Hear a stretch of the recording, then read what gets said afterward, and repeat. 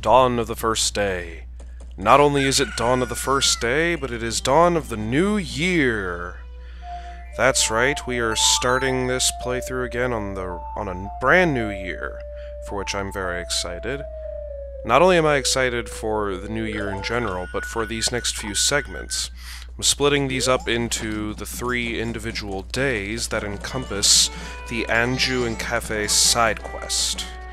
Remember how I said in our last segment we're going to be doing a lot of side quests, and I certainly was not kidding around. First thing you want to do is just the general rule that we always have. Go ahead and get any free rupees that you can. You find just sitting around all the time like we do. Along this cycle, the 3-day cycle, we'll also be getting a good amount of heart pieces as well as a good amount of masks. So expect lots of expansion in that area as well. First thing we need to do, however, is part of the heart piece collection, in that we have to get the Moon's Tier to not only get the deed that is used for more than one thing, for those of you who know, which I'm sure most of you do by now. It's one of the big, kind of long-running gags in the Zelda series.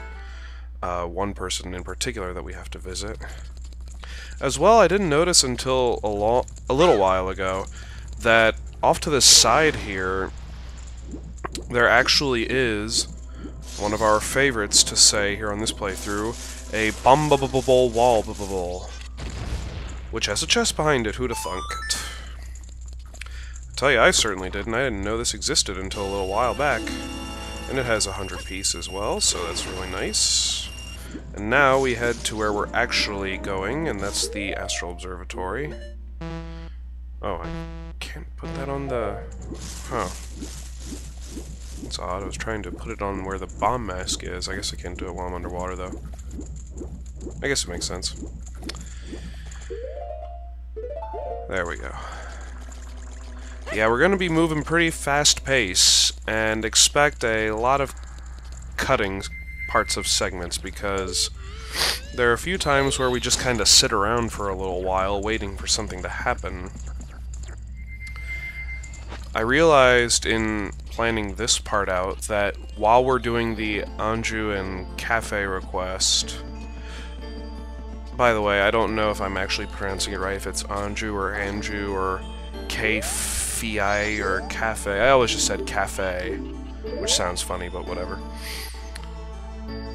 There's also a equally long side quest, practically, that we can do while doing it, and that's the Romani Ranch. The whole thing with Romani and Crimea the next day. So we will be doing those, and doing them right this time, because as you might remember, gosh, that must have been almost 20 segments ago, or even earlier, how I failed the one time and ended up not showing it. Another thing to do while you're in the observatory, yeah, there he goes, the Deku salesman, who's in Clocktown. You follow him while watching through the telescope, and he goes to his certain spot that nobody knows about, except we sure do now, so once we follow him... Oh, don't hit me! I think that's good enough, okay. So we're just gonna head out and grab that thing there. Yeah. Still odd by these controls, which shouldn't be, because again, these are the GameCube controls that I've said I wish I had, and now I have them again, but I guess I just got really used to the classic controller controls after a while, which I gotta say, they weren't bad or anything, it was just different. Again, I don't mind different, which is why I love this game so much, because it is different. I'll tell you what else is different, and that is Django Unchained.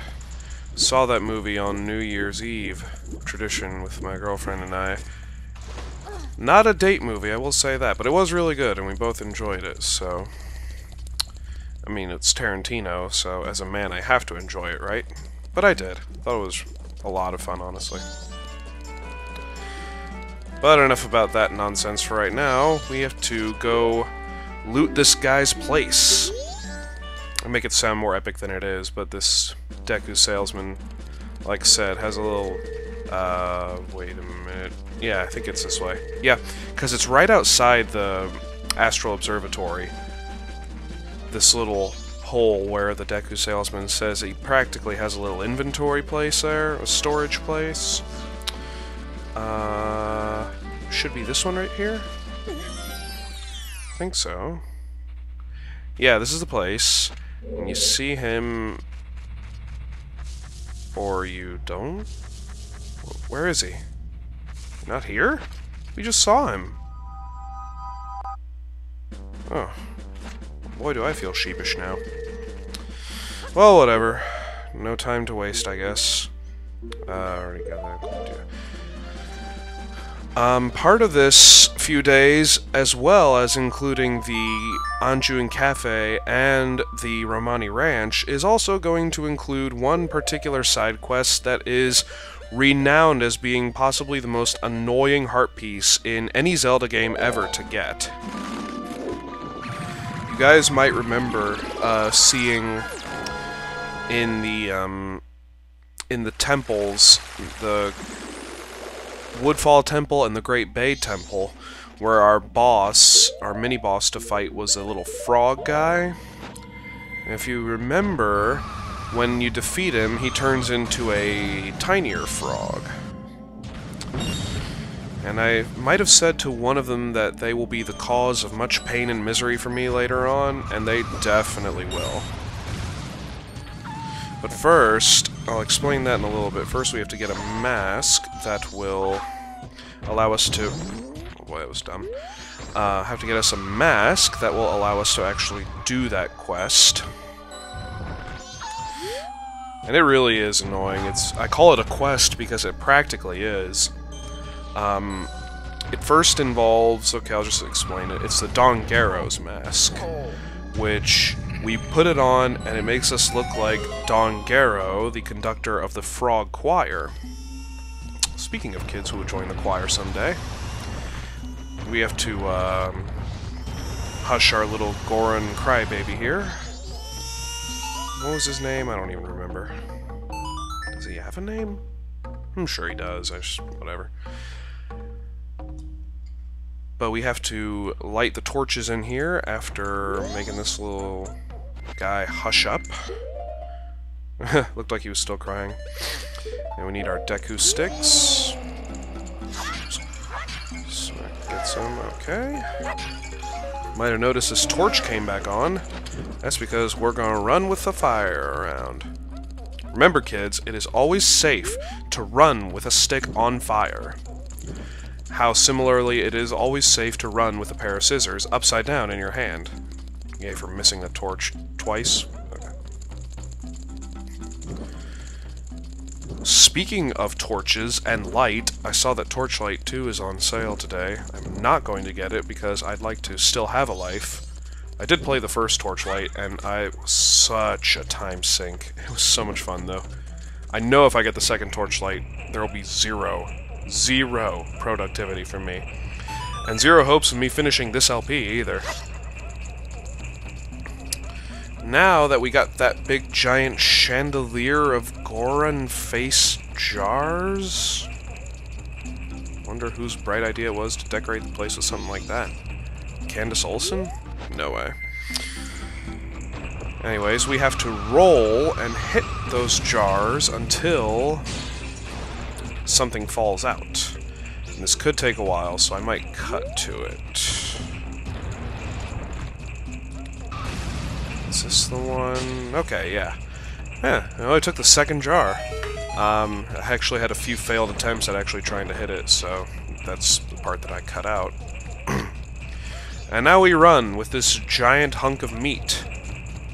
Again, not questioning why it was in a giant rotating jar where nobody could get it, but whatever.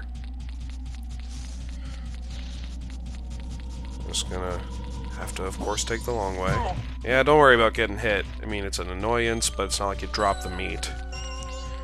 Speaking of which, I was playing Twilight Princess recently, and came across that, what's it called? The thing where you have to carry the giant bucket of hot water to the Goron to where he feels like he can actually be productive again or something like that. And I forgot just how annoying that was. I mean, Twilight Princess, I've heard a lot of people bash it, but for me it's one of my favorite Zelda games, honestly. But that was one quest that stuck out to me as being like, really? I had to carry it all the way from the Kakariko village to the part of the Hyrule Castle town that doesn't really have a bridge connecting to it. And enemies hit me along the way, and they make me put the bucket down when they hit me. It's like just a tad bit more frustrating than actually doing the whole beneath the well thing with the hot water. So we take the meat over to this guy who's up on the ledge, and he has the mask already on for some reason. We give him the meat. Finest rock sirloin. Blessed be this meal. He devours it like the fat pig that he probably is. And he has enough energy now to roll off the cliff. I have a few problems with this. One, why is he wearing the Dongero's mask? Two, why did he need a rock sirloin to roll down? Three, actually, I guess that was my biggest problem. Yeah, that's a needlessly pointless... Needlessly pointless? You know what I mean. Side quest to get that very irritating mask. Which... oh, now we need to head back to Clocktown. Doing all this was kind of just a time killer, because as part of the cafe side quest, you actually have to be at Clocktown at 10 o'clock when the mayor's place opens. That is in the east side, right next to the entrance of the, what's it called? The Astral Observatory underground place. And we just head over here, and we actually get to meet a slightly comical character along the way. That is this jolly fellow. Gorman, that's right. He's holly jolly, except when he's not, which is always. So yeah, he takes his... Really, dude? Take your sweet time getting in? Okay, there we go. And we are not going to take our time. We're going to talk to the wife of the mayor, who coincidentally happens to be the mother of Cafe. She thinks we're a pro for some reason. Don't know why. Sun Cafe disappeared. It's terrible. Of course it is. And we will help. And she gives us a creepy mask. Yeah, that's Cafe's mask. I mean, yeah, it gives the likeness of him, but at the same time it's kind of bizarre. Kind of creepy. Soulless black eyes looking. There are a couple interesting bits of dialogue that you can actually talk to some people while they're talking. For example, Gorman to Madame Aroma is her name. They have some interesting dialogue, but for the sake of time, we're gonna actually be right back. Off-screen, I'm going to beat Snowhead Temple. This is part of the Dongero side thing. And I will hopefully take not as long. When I return, we will be post-boss fight, I guess. Yeah. Alright, that took a little longer than I anticipated, but no worries. Still have plenty of time. See the frog behind us? That's right. He is part of the choir. And you could talk to him with Dongero's mask on, but you're really only supposed to when you've gotten all the frogs to go back to the pond here. Again, all will be revealed momentarily. For now, we actually have to head to the Stockpot Inn. Just zip on over there. Love how our mask collection is steadily growing. But before we do, in order to further aid us in the Romani Ranch, we need to buy a powder keg. Nobody pays any mind to the fact that a little child just turned into a Goron in front of all their eyes. Reminds me again of Twilight Princess, how whenever you want to transform from a human into a wolf or vice versa, or warp or anything, Midna's all like, no, you shouldn't do that, because you might freak somebody out. But nobody seems to be freaked out by a little boy turning into a Goron. Yeah, we were about to warp somewhere, but we should do that after we go ahead and go to the Stockpot Inn to check in. Now every time I see this bit of dialogue that we'll get to in a second, I'm always reminded of the Ben story. Oh, she's not here yet. Might take a little while. That's better. Got time flowing faster so that Anju can actually walk at a steady pace. Talk to her. This is important. Before it's like 2 or 3 o'clock, basically talk to her around 1 o'clock this time. And say that you do have a reservation. And we do have a reservation. This line right here. You're not sure why, but you apparently had a reservation. I always read it in Yuri of Wind's voice now. So in our room, which is the middle one, we find a bed, and a table, and a chest, and another bed. And 100 rupees, yay! Interesting bit of dialogue too there with the side that looked like it was all torn up and everything. As well as some interesting and kind of funny dialogue here between the postman and Anju, which we will not listen to because I don't give a fuck.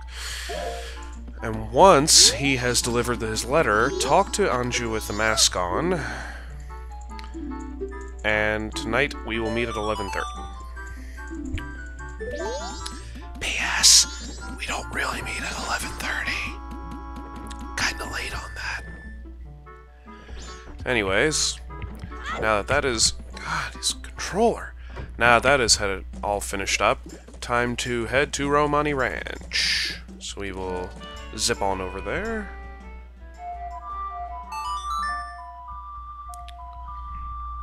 Remember that we have our powder keg in tow because we do need it. And now this is a bit of the playthrough that I didn't show because there was going to be an entire segment where I dedicated it to this part here that never saw the light of day because of my gratuitous amount of fail. Today there will be no such problems. Out of my way, big guy. This is the real way to get a rocket moved. We're going to speed up the process here. Because as is the logical case, when you see a bomb, to make it blow up faster, you just shoot it with an arrow.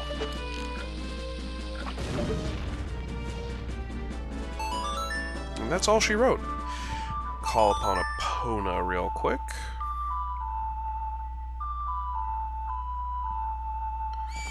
As a result of not showing the segment where I was actually in Romani Ranch for the first time, I don't think I ever showed getting Epona. It's not really a tearful reunion or anything, you just see her, and then you run up to the gate, and then Romani's there, and she teaches you Epona's song, and after you do the training, of course. Which we will, of course, do right now. There she is, the little scamp who thinks she can hit with a bow and arrow. Can I talk to her from the horse? I guess not. Hey! Oh.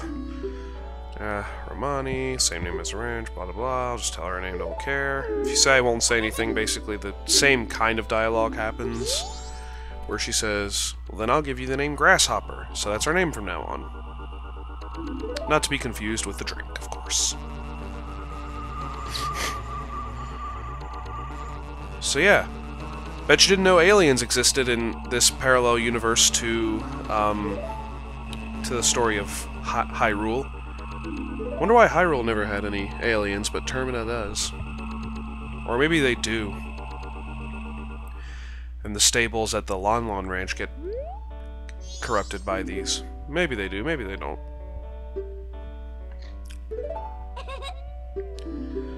So, we have a really easy task of hitting 10 10 ghosts in 2 minutes. It's easy cheesy, basically. They're kind of spread about, though, in a similar pattern, of course, to how the aliens will appear. Now, if only I could be as good at the Octorok game as I am at hitting these, because more often than not, these alien-like balloons are... Okay, I was gonna say easy to hit, but evidently they're not here either. God, what's wrong with me? Can't hit shit with this bow and arrow. But again, it's not like it's that hard a task. Looks like we're already at the halfway point. We're just a little over a quarter done with the task itself. You, and you, and last one is, I think, behind the barn? Or behind the house? There you are, you little stinker. Oh my god, that was so hard. Oh, I got barely under a minute. It's not bad. First light of sun. Tonight at 2. We will remember this. But for now, we have more important things to do, like... well, I'll be honest, I don't really know what we have to do right now. I have an idea, though. We do have the All-Nighters mask. We could go try talking to Anju's grandmother. Did I reveal that sub-story yet? I don't think I did. Ooh, but since we're in Hyrule Field, we'll go ahead and head to, I think... maybe the Deku salesman is back there by now. We do need to get that deed before midnight tonight. Just leave Epona here for right now. And, mask here. I don't think it was supposed to be a specific time of day. If he's not here right now, I'm gonna have to get it off screen, because you basically know what it is. I'll show what he does. Amazing, he's not here. This is the weirdest thing. Well, okay, I'll just say what he does, and then I'll get it off screen, because it's not too terribly interesting. Basically, he says, you know, this is my private place, get out. And he bargains with you to sell something for $150, and you have to decline that so that he lowers it to $100, and you say yes to $100, but if you decline $100, then he just doesn't sell it to you, and what it is a heart piece. This poor Goron. This it's really kind of a jerk move what we did, actually. We took his reservation. Whatever your name is, he will say, like, whatever name you put in the file, he will say it's his name too, but when checking in, if you get in before he does, he'll get the reservation, and he'll try to say, in our case, Link Goro, and Anju won't understand, so he won't get it. So yeah, he is destined to sleep on the street now. But whatever, we get to effectively get inside the place. And now that we have the title deed, it'll help us in one other thing. And yeah, I guess I'll just get the thing he does next time. Because now that there's nobody there, it doesn't really matter.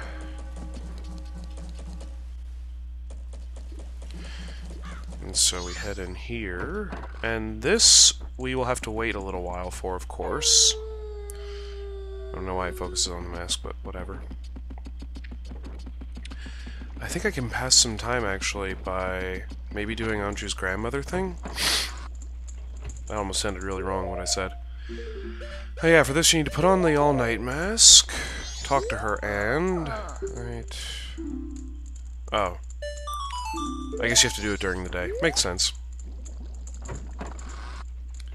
Yeah, well, I'll explain that one later. Yeah, we'll just have to wait here in the kitchen. There's nothing really we can do at this point. So, more editing. See what I tell you? She took her sweet time after 11:30. It's practically 12 o'clock right now. I think 11:30 is when she leaves her room upstairs. It's about cafe. We received a letter. And it's clear to me. Yada yada. This is a very simple side quest, in all honesty, as long as it is. And it's easy to mess up. That's the main problem with it. But we have this letter now that we will go drop off in a mailbox real quick-alike. And the easiest thing to do is just drop it off in the mailbox next to the south entrance. But first... Oh, hey! A hand coming out of a toilet. That's... Yay! Totally normal. Sounds like the voice they use for Macau when he's talking and playing the guitar. And yeah, we got a heart piece for that. Thanks. Yeah, I agree with that statement there. Now, we will need to do some warping and slowing down time. For the thing we have to do tonight, you can keep time slow, or I'll get to that later. Yeah, there's going to be a little sense of urgency since we're cutting it a little close to midnight, or to 2 o'clock rather, so we're going to scurry on over to a mailbox. Any old mailbox will do, but out of pure superstition, he's just sleeping there, snoring. Out of pure superstition, I always put it at the mailbox. This one right here, because our quest here, for those who don't know, will lead us to the laundry pool. So it's always best to be close to there. Which we will, and equip our bow, of course. And I'll be right back. It's already 2 o'clock, and we are ready to get this operation going. We'll take care of things outside. If we had a map, I don't think we do. Nope, we don't. But that's okay. Map doesn't help out too terribly much. Man, it would be a really great plot twist if the aliens ended up not showing up, but... unfortunately they do. So sadly they do. It's nothing really that hard in retrospect, it just is time-consuming and kind of annoying. I think they show up around 2:30, I'm not sure. And yeah, they do last until like 5:15 or so, so for 3 in-game hours you're just shooting aliens. Which sounds more exciting than it actually is.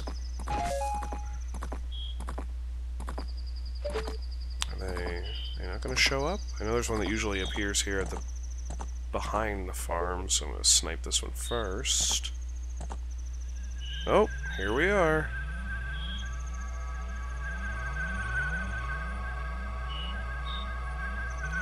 I have to admit, I haven't seen this kind of design for an alien before. They are... I've heard them likened to Drifloons.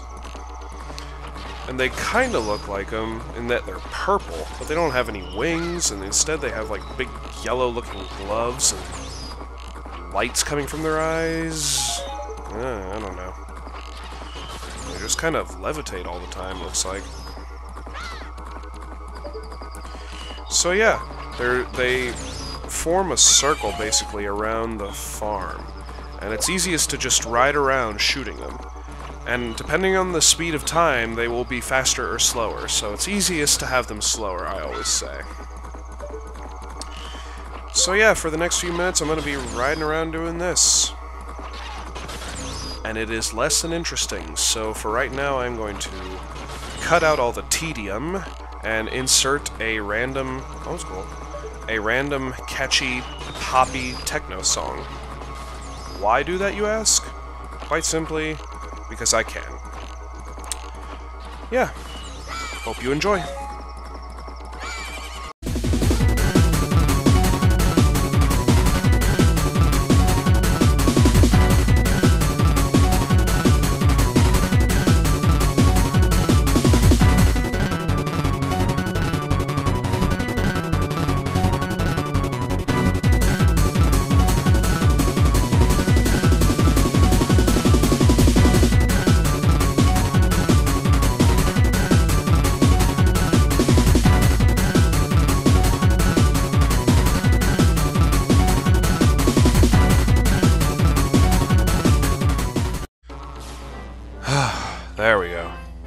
fittingly repetitive song for fittingly repetitive gameplay. So yeah, that is over. And we did it, and as a prize, we get something that is actually really good. We get a bottle! Not just the milk, but the bottle it comes in as well. Alright, so that was day 1 of this epic 3-day quest. I know this kinda went on, even with all the cutting out, so don't worry though. The first day is the most intensive one. Everything else is gonna be a lot quicker, a lot easier, so yeah. When next we start again, we will be continuing the quest, I guess.